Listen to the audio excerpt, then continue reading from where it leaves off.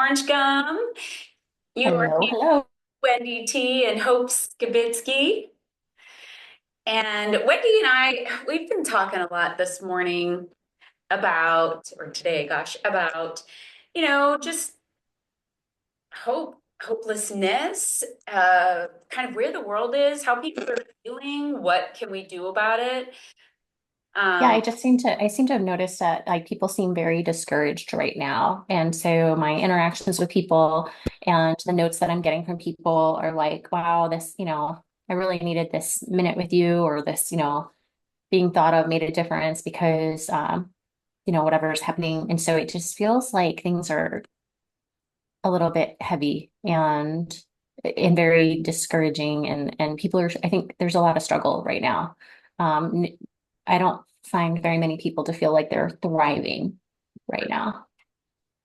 Part of it, not that, to discount anyone's feeling on a situation, but I think part of an an experience that someone is going through is their outlook on it too, right? Like I used to say to people all the time that if you walk into a room trying to find the suck, you will find it, right? And sometimes when Mhm. we're already feeling like in the doldrums or things are icky, we're already like in the mindset to find that something sucks, or man, my luck is so bad, or it's all wrong. So then Right, right, right. more wrong, you know? Yeah, I think so my perspective or it's already like colored a certain way when I walk into something. Yeah, I get that. I mean, I'm guilty of it. Yeah, self-fulfilling prophecy, I think. Like, Yes. how So I think that's the kind of what I wanted to share with our listeners today about some things that we actually do in our own lives, like a real talk kind of thing about, I was thinking about you had your big event with Connections this week, and, you know, why did you choose this? Like you serve on that board, do. and why, and like, what does that, how do you contribute? What has it done for you? And I think a lot about you speak all over the world, and what have you shared with people, or how has Connections shaped what you share, or vice versa? What have you invested in there? Can we walk through that a little bit, and then maybe kind of just acknowledge the collective struggle that people are having and what they might be able to do, or, how you or I could help with that.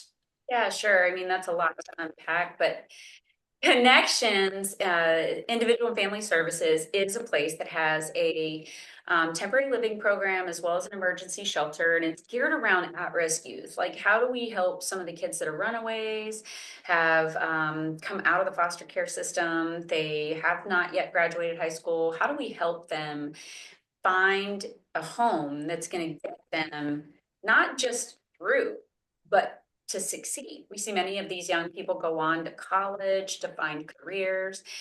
And, we also do counseling for families. Like, how do you get on the other side of a thing and keep a family together? And so, I was that kid who, left home at a very early age, had to find my way.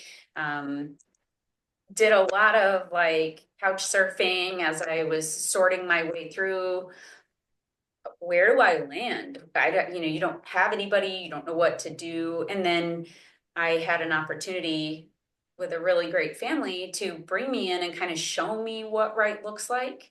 And then they left. And so I was kind of again left on my own and trying to figure out what to do. And luckily I found the Air Force. And so that became my family as well as my home. But Connections is a place that takes these at-risk youth and gives them opportunity because maybe they don't have the family like I had that took me in my senior year.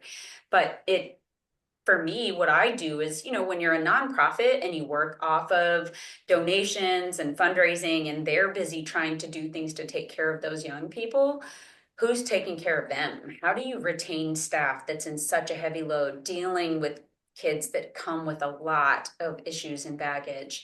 And so I do professional development with them. I also serve on the executive board. And so I help them, you know, walk through certain decisions and planning for the future for both the kids and the staff, that kind of stuff. But when I talk to people, one of the things it does is it gives me different perspective. Like when I'm worried about the fact that, one of my cars didn't start, the fact that I have a car, first off, but that I have we have a third vehicle that my husband uses for like mulch and junk like that, at least we have that as an option. So when my car has a dead battery or something, man, that sucks.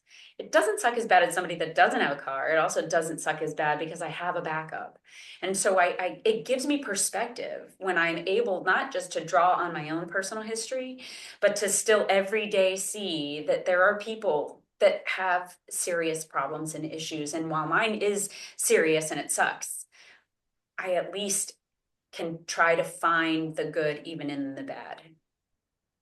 So when you're like we've kind of touched on this before too, with having like that good mindset and what actions are we choosing to kind of start to remind ourselves of the hope that exists, not just like I always say that I'm never without hope because I have you all the time. Um, but the mindset or the community involvement that we're in, what actions can we take? And I know that you've been purposeful, or intentional about where you choose to spend your time and your resources because this was a meaningful, engagement for you based on your past. And so I think when people are overwhelmingly feeling just discontent or discouraged or just not very happy right now, and also there's so much change happening. There's everybody's right now kind of working through a lot of government changes and things like that, what the workplace looks like, a lot of uncertainty. And, we've both taught through some change management courses and activities and things like that. Like, what's something that I could walk away from right now or walk away with right now while I'm trying to, deal with this uncertainty? So I think part of it is there are ways that you can actively try to advocate for either a slow in the change or a reversal of the decision to change. And I think those things should be explored when absolutely, you have a belief that that is necessary. But there are times when no amount of crying, complaining, being upset, being, frustrated is going to change it. And it's kind of like in the Hope Skibitsky mindset, like a Chinese finger trap, right? Like the more you fight it, the more you resist, the harder it's going to hang on and the worse it's going to be.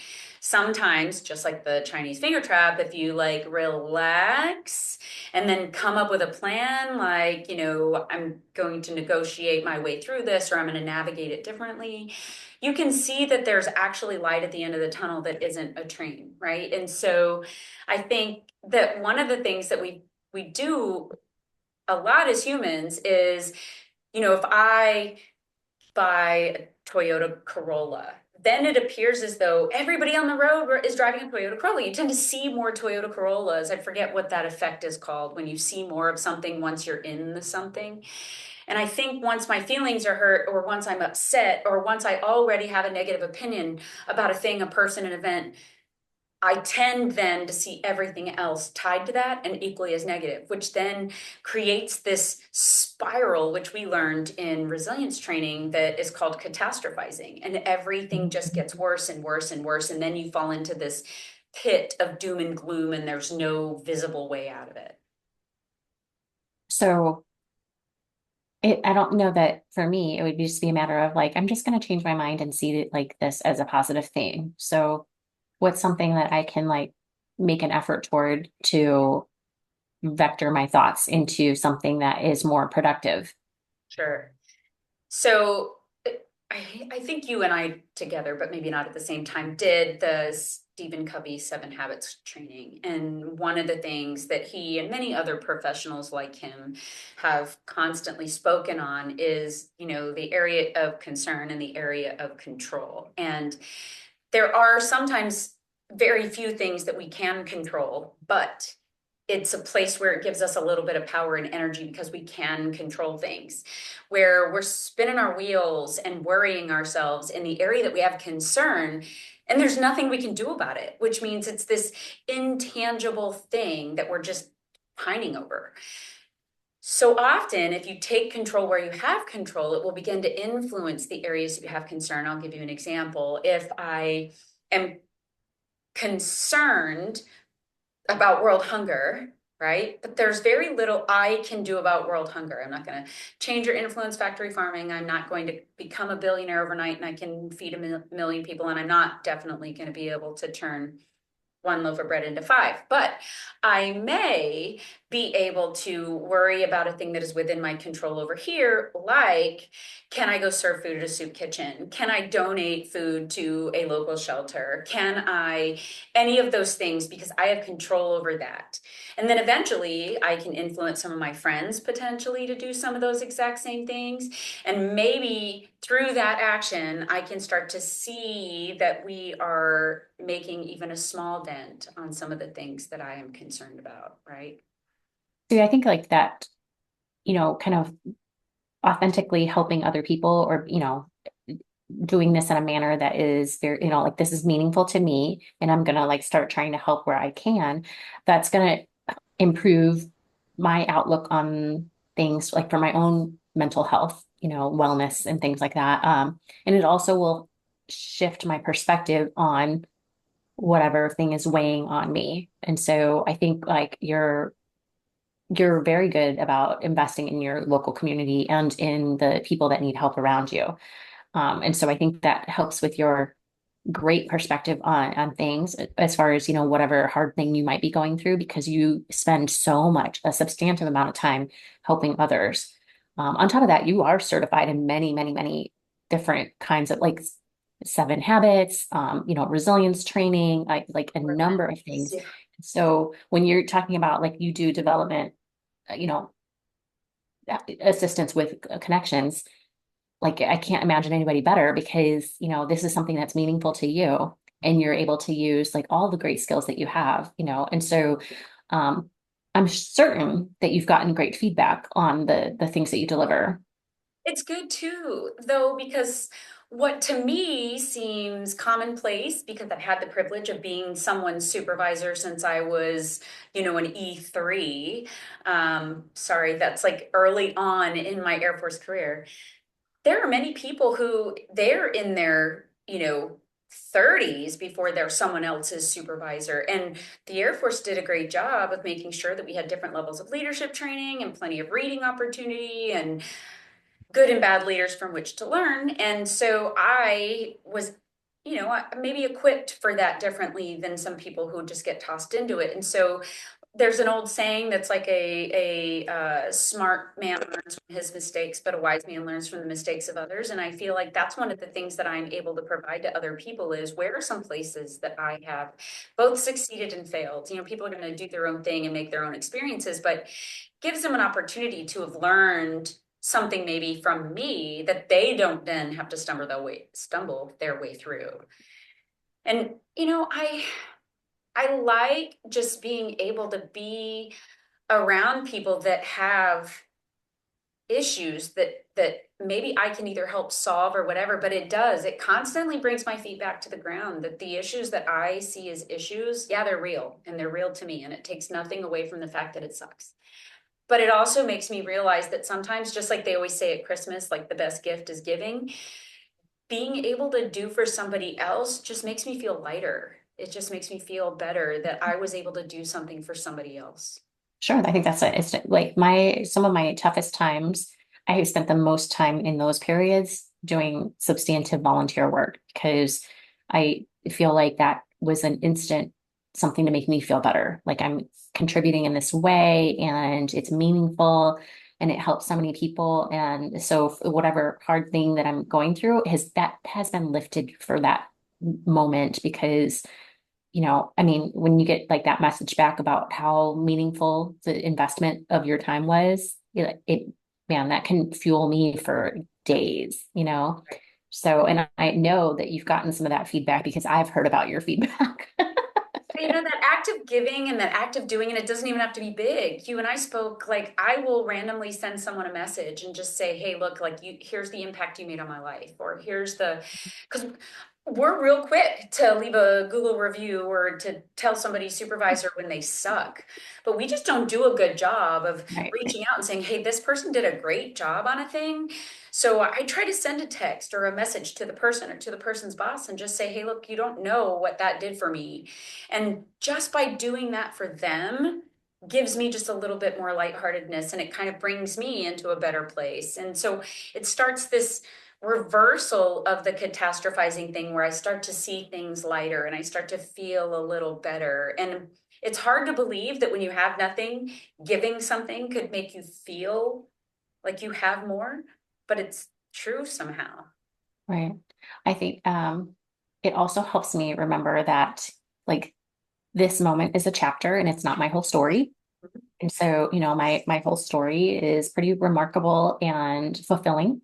And so this moment here, because like let's talk about like we're at our 1 year anniversary. 1 year. And so like this coming up into March will be 1 year of podcast where we've learned some lessons, we've gotten some great feedback, we've kind of like tried to figure out how we want to like move forward with this platform and think about where we were a year ago. That's great. And so, some of the things that we've talked through are based on the fact that we're living in moments where we needed to share with other people to kind of help us get through those moments and experiences. And so like here it is, like those chapters have been written now and so our story is a little bit more full. That's And great. so I don't know, I think it's important to also recognize the whole story and that, like the heavy moments just seem like they're forever. But they're not forever. Well, I say it, quite a bit. Like when you're down, there's no just say, get up and get over it kind of thing. And sometimes you do need to wallow in your pity for a minute, but you need to wallow in your pity with the intent to kind of get back on the road again. But, if you're sad and you're listening to sad music and you're not taking a shower and you're roaming around just feeling bad, like it's going to Mhm. perpetuate itself. And so if you're feeling bad and you get up to take a shower and the cool water gets you, and then you pop on some Cyndi Lauper, and then you know, kind of dance around in your socks for a bit, like you'll tend to feel a little bit lighter. It's almost like when you feel sick, it's like you feel way more sick when you lay around all day. But if you get up and around, you're like, okay, maybe I didn't feel quite as sick as I would have otherwise. And so I feel like sometimes if things suck or it's down, be around people that are going to bring up your energy, and just realize that ups and downs happen, right? It's like peaks and valleys. It's just a part of our lives. I think so. That is something that I think is what's very difficult about social media is because we only get to witness the chapter instead of the whole story. Mhm. And so I think that the chapters tend to look like a highlights reel, that I might see on SportsCenter, which is like the worst of things and the most incredible of things. And so then I feel like my life just is like something's wrong with it. Right, right. Nothing in my life is Instagram worthy. No, that's right. So, you know, given the idea that we don't all have like a lot of resources with time or with funds available, so like what is a baby step I could take right now in my life to feel better in this uncertainty? Send a text. Send a Oh, text to 3 people who have ever done anything that they didn't have to do for you that they did do, and just see what comes of it, right? Because the responses I get when I send rando texts, they fill my heart. And it doesn't cost a thing. It didn't even cost a stamp. You already had that phone. You likely already have a messaging plan. And it's just one of those things that it's so useful. I love that. And, because I know I certainly feel like lifted up in spirit when I feel like somebody's thought of me. And, like it's a very small and doable way to make a difference. That's And, right. knowing that that person feels cared about makes a difference for me then. Yeah.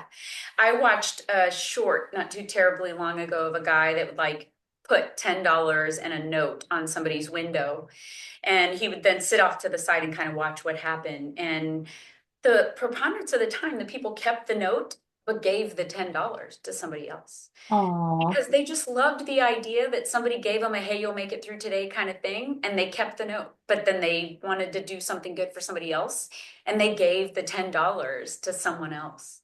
Look, y'all, the number of little notes that I have from Hope, like stuffed away in little corners around my house, that my jewelry box has a little one in there, and my mirror has a little one on the side. And I'm always shocked if that hasn't actually fallen off of that mirror yet, by the way. We're there to stay. There's no getting rid of us. But I love it. I love feeling like even I don't even know how many years old that note is. Yeah. But whenever it catches my attention, it makes me feel cared about. Yeah. And And so, it's, but, I'm a big words of affirmation girl. So like that's a lot of mileage for me. yes. Though I would tell you, don't write a heart on somebody's mirror with lipstick.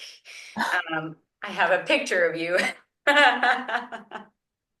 Oh my gosh. I didn't know how to get that off, but I figured it out. But I loved it all. That's funny. But You're well loved. like I feel like we underestimate the giving power, and there is such a giving power, the love that goes into giving, and it doesn't have to be big.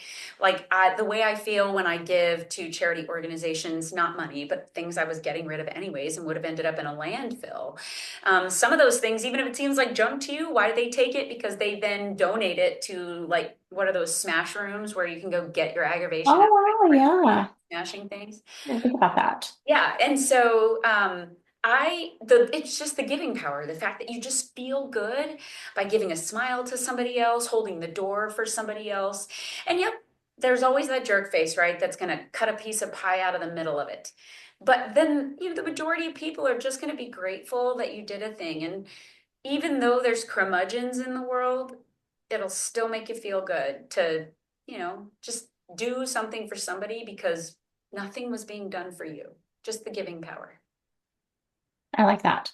So we have the opportunity to see each other pretty soon. And so that will be a very fun because I haven't seen you since the holidays. So, that seems like forever now. Chris. And so, um, you know, for people who don't have somebody really close to them, like for you and I are not close to each other. And so we do get to see each other every few months.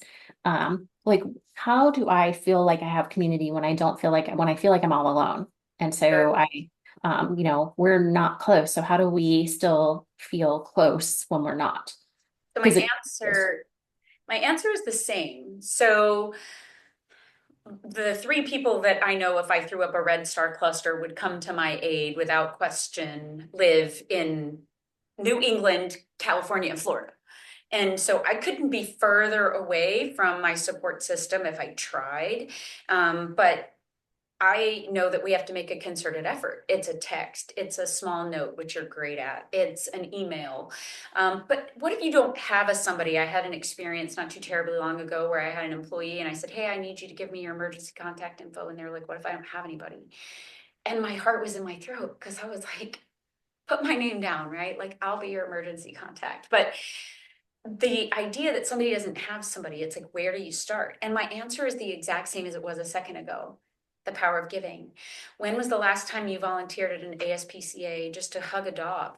The more you go to hug a dog, the more that you're there, the more that you like go to clean out a pen. Yep, it's gross and it's not good work, but you build connection with other people who have a similar like as you, and then you start to find that there's more in common, and then you can start to build a community.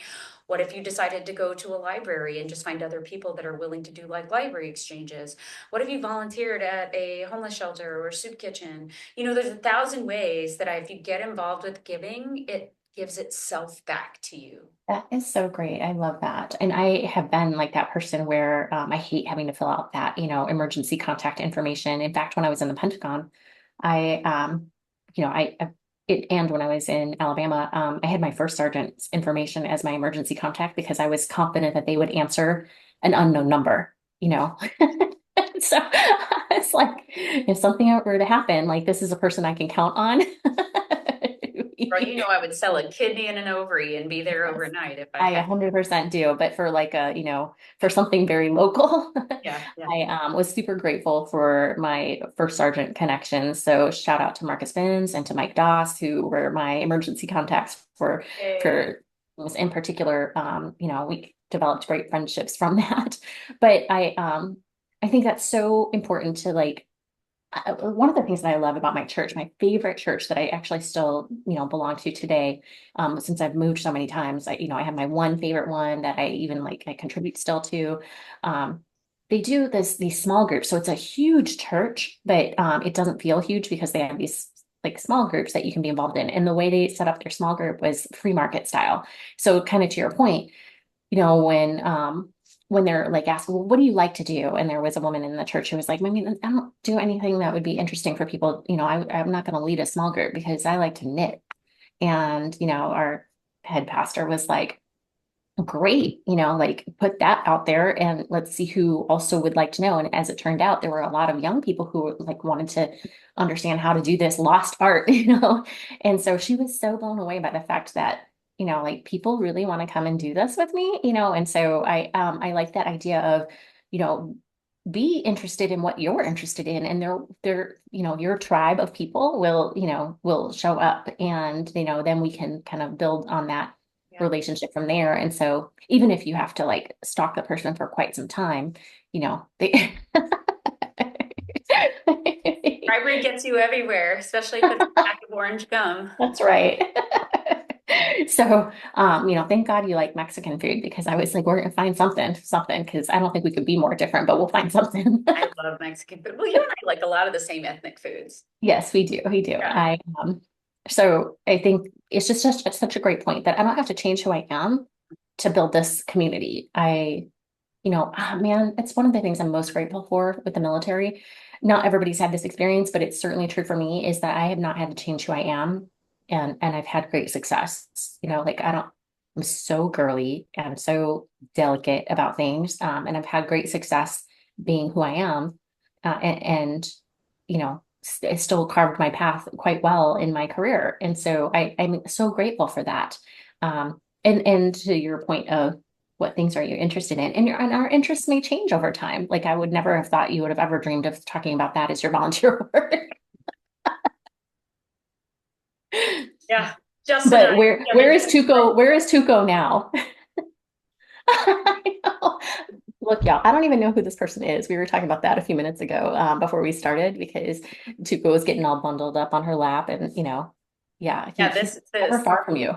this puppy is never far from me. Like he is, I have a tail and it's called Tuco. Yeah. Yes. And he was everything that you didn't know you needed. Oh, I love him. He's so good. He's good for my. Yeah.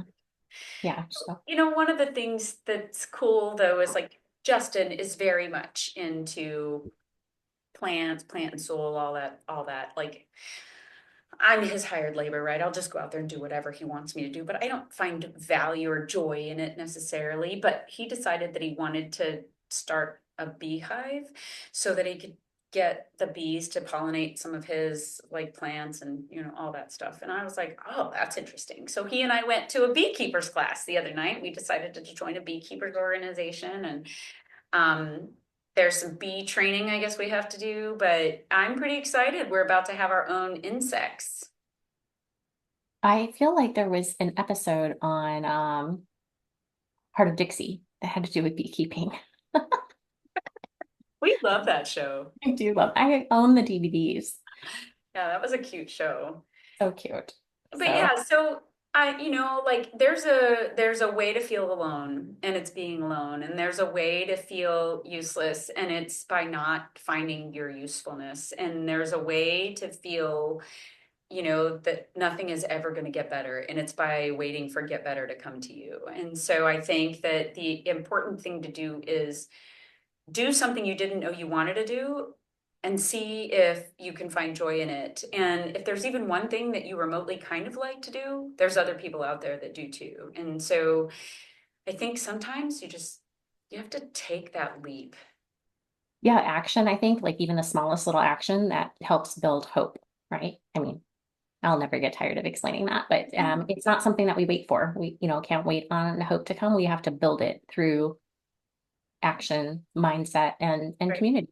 And so I think that, just a couple of little tiny things like send the text or find a thing in your community, make some kind of effort and see how much that can change, That's right. That's your right. life and people's around you. Because you're right. I mean, I'll kind of circle back from where we started. Like the world feels heavy and there's a lot of big things happening. And sometimes we become empaths to where we take that weight on ourselves. And there's very, very little we can do about some of the stuff. And I'm not saying don't worry about it, but what I am saying is take action where you can take action. And I know we've mentioned this like a bazillion times. Take action where you can take action, but realize that not everything that feels bad is bad. It's kind of like if one thing bad happens, then we say, "Oh, it was a horrible day." But was it a horrible day, or did one thing happen and we wouldn't let it go? Oh, look, that is me in learner mode because I need that reminder for myself. I feel like I go through my times of like, rage, for lack of a better word. There's a band called What You Do Every Day, and it's called Rage Against the Machine. So I think like I just need a minute and then the reframing will happen. Yeah, yeah. And this is a thing that I want to say a half dozen times.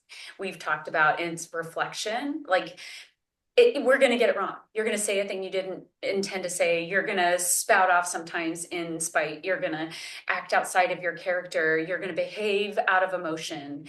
And while we hope that those are exceptions and not the rule of your behavior, the two most powerful words or phrases, in my opinion, are, thank you and I'm sorry. And so how frequently do we take onus of where we had fault in something going wrong? How long did we dwell? How vehemently did we hold on to something instead of reflecting on what part did I play in that and what can I do differently and how can I do better? And can I issue an apology for maybe taking something seriously or over seriously? Can I communicate with somebody? Anyways, the weight can be lifted off of you. And part of the problem that I discover as I've gotten older is, whenever somebody says that holding a grudge only puts the weight on you, it's the truth. Like oftentimes, if you're frustrated or angry with someone else, either they don't know it or they don't care. And so holding that grudge is doing nothing but burdening you. Look, y'all, that's why she's my bestie. I mean, I think, it's shocking to me how much you invest in others. And, I feel like we're also privileged to have you share your wisdom with us. So, Well, I tell everybody all the time, I'll share with you anything I have. Everything I have that is not, protected by an NDA, I will share. I think that is a great way to wrap up our time today. And then by next time we have our episode drop, I will have seen you. I know. I absolutely love it. So if anybody ever has something that you would like to hear us talk about, or you want to discuss something that we did talk about, or you just, want to get us to go completely on a rampage of something different, tell us about it. You can reach out to us at orangegumpodcast@gmail.com. You can see all of our episodes on orangegumpodcast.com. You can check out the video on YouTube. Please subscribe and like. And otherwise, I guess we'll see you next time. That's right. That's right. Have a good one, y'all. Okay. Take care, y'all.